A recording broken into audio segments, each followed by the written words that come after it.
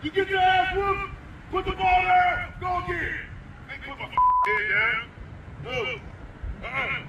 Ain't supposed to look like that. Good evening, good afternoon, ladies and gentlemen. If you're not running through a wall right now, pinch yourself and wake the F up, boys and girls. It's the best day of the week. Welcome back to another episode of Hightop Sports.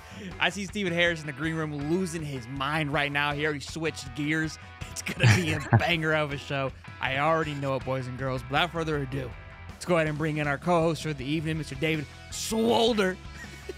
And, of course, knock him in the mouth, Mr. Stephen Harris. What's going on, champ? How you doing, baby? Man, ready to play. I'm ready to play right now. So, for anybody who's my wife wouldn't let me put the shoulder pads on.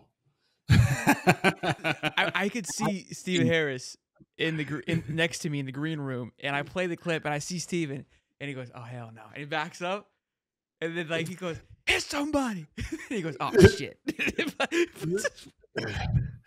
Man, listen, if that don't get you pumped, I don't know what get you pumped, man. I understand you want to put those pads on and everything now, man, because after I saw that, and it was posted earlier on Twitter, so I saw the whole video. I mean, hell, hit somebody. Like, hashtag hit somebody. I'm ready for it. I said it all last year. Now it's coming to life. I love it.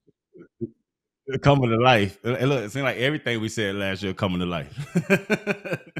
It is. A lot of conversations that we had there in the offseason. It seems like they watched the show, which is good that things are translating. My mama says put Harrison. I think you still got it, Steven. I think you. I just don't have a COVID year. That's all. That's what it is.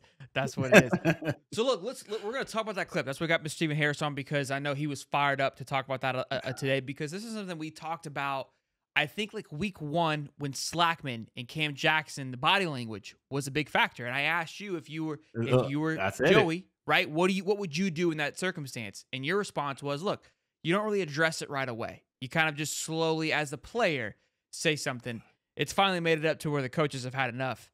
And look, I told you if Coach didn't address it, I would have a problem, because he's seeing the same stuff we're seeing. He may not be active on Twitter, but he's seeing it. He's a younger guy. If I'm on Twitter, he's on Twitter. So he's seeing and hearing the stuff that's being said. And if I see it, I have total trust in Coach Chapman. From everything I heard about him and all the research I've done on him, I know we got a great one. And if I see it, I know he's going to see it. And it just take a little time. You don't want to rub players the wrong way. You don't want to run them off right away. Sure. So you take a little time and just observe. Like he said in the clip, I want to see what you made of. I want to see what you got. And there's no shot. I know a lot of people have been giving Caleb Banks a lot of slack for that clip, but there's no shot at Mr. Banks. He's a great player. We're going to need him this year, and I believe Coach knows what he has in him, and it's just another level you got to get out of players. I just got goosebumps thinking about it. Yeah, he got what we need.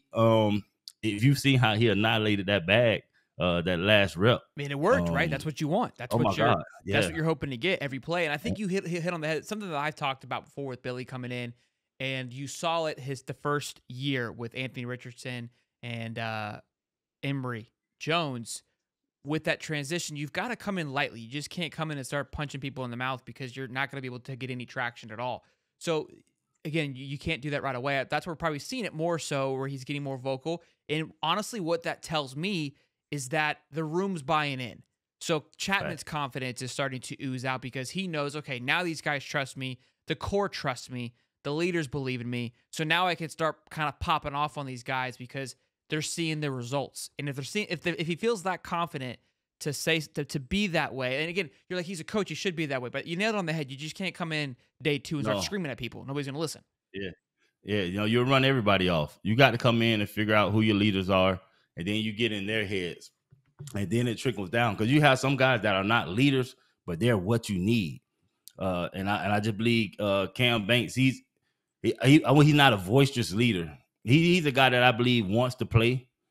He sees that we brought in other people. He believes that he can fill those roles for those guys, and so it's just rubbing him wrong right now, knowing that you're going to be behind some guys on the depth chart. We got LJ in and stuff like that. But make no mistake, Banks is a player. If you look at his size, his youth, the man can ball. And it's just about getting that to come out. And it just takes a little while. And so I believe Coach Chapman sees that in him, and he's gonna force it out. I loved everything I saw, loved everything I heard. It got me pumped up so much, man. It was just refreshing. As a defensive lineman, what I saw last year, this is what we were lacking. And Coach Chapman doesn't have a big window to get it turned around. So the yelling that he's doing now, even if he hasn't totally got everybody to buy in, he doesn't have a big window for that. This year is do or die for him to make or break the type of coach he is. He has to show us that now, and I love it. Something we talked about time and time again when we would do our recap on Mondays, doing the film breakdown, and we even you even asked Cam when he was on the show, right? Like, hey, is Coach telling you not to get after it, right? Because it was very reactive, where they were waiting to see which gap to fill in. They look, peek, then go. Yeah. And you're speaking like you just want to just plow through, bust through it, give me a gap and I'm going, right? And smash somebody, right? Explode. And you talked about it. You criticized the line in a positive way, and then just the lack of energy, right? We just got pushed around constantly, and it's moments like that where I want it every single play. Because are you going to take – if that tells me you're going to take a rep off in the game. If you practice like you play. And I think that's huge. And I think you kind of nailed it on the head. Like, we don't know how Banks is feeling. But think about the line. Slackman comes in. Now you just went down a spot. Cam Jackson comes back. You're going down a spot. Big Dez is probably going to be what he was last year. So you're still fighting for that spot. Then they moved Kelby Collins over into the D-line, who was an edge rusher last year. So looks amazing out there too. He looks like a leader. Like he was kind of in that group, like pulling everybody in. And he came in with Banks. They came in together. And so you think about it, like you said, that's spot on. Of maybe Banks felt that it was his turn. And Cody in our Discord was saying like, and I kind of felt that as like his body language was kind of telling you like, do I want to be here? Again, we don't know. Yeah. It's a 50-second clip, right? We can't read too much into it, but it's all we've got. And it's hot as balls out today, right? So who knows like where we're at in practice, all those things, all those are a factor. But what you just said, and we're going to talk about it later in the show, Dave and I were kind of talking about it. Do we feel anybody's going to leave? That's been a big question. Is anybody going to leave? From what I get from Mr. Banks, I don't think he would leave. He just wants to play. Sure. And you coaches can't give no guarantees. They can't guarantee you play time right now.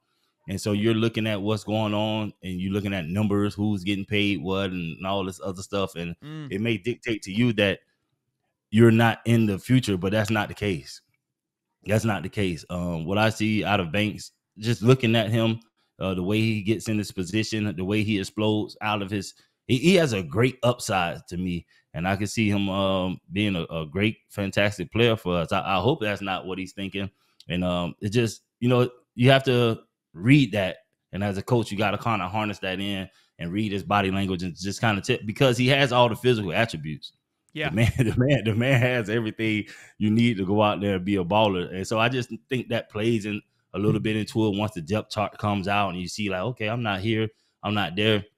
Caleb, if you see this, disregard all of that, go smash somebody every day, and that wouldn't matter.